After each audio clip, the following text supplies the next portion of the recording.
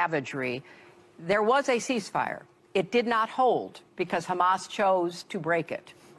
So you have to keep several things in your head at the same time, and that is, number one, Hamas is a terrorist organization. It has made very clear it is committed to the elimination of the State of Israel, and it has consistently broken ceasefires over a number of years.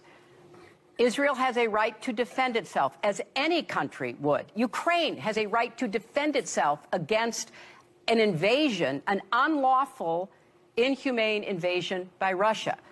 And Israel should conduct itself by the laws of war and do everything it can to prevent and limit civilian casualties. Those three things are all true themselves. And so when I said a couple of weeks ago that it wasn't time for a ceasefire because it would enable Hamas to rearm and reposition, because I've been to Gaza, and Gaza is a highly populated urban environment. And what has been going on now for a number of years under Hamas rule is the building of over 200 miles of tunnels under Gaza, the storing of munitions, all kinds of explosives under hospitals, under refugee camps, under civilian targets, the use of civilians as really just tools of war by Hamas. That has all been going on. And so when I said you could not have a ceasefire, people didn't understand that Hamas would use it for their own purposes. I think we're now moving toward a position where the idea of these humanitarian pauses that the Biden administration has been promoting are now, I think, on the table and should be. And because let's remember, this is a very long and complicated history. Yeah.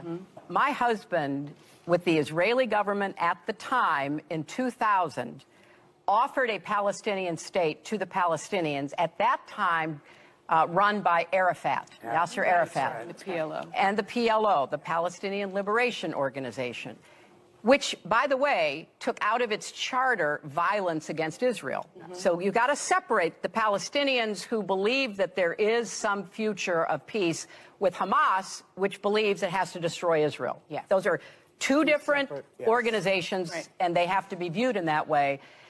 Arafat turned that down. There would have been a Palestinian state now for 23 years if he had not walked away from it. There was another attempt when I was Secretary of State to try to, bring the Palestinians and the Israelis together. That didn't work out. Israel left Gaza in 2005 and forcibly ejected 50,000 Israelis who were living in Gaza.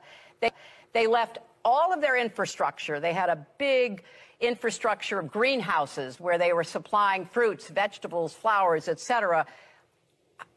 And, the Palestinians deserved to have a productive, successful economy in Gaza.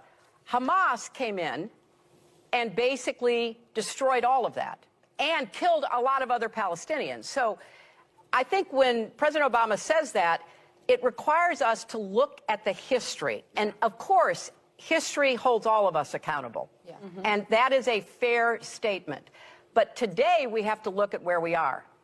And I believe it's imperative, since we have had numerous ceasefires with Hamas, all of which they have violated, to try finally to dislodge Hamas and allow the Palestinians to have other leadership that will actually once again work for a two-state solution, which should be the outcome that we all hope and pray for. Absolutely.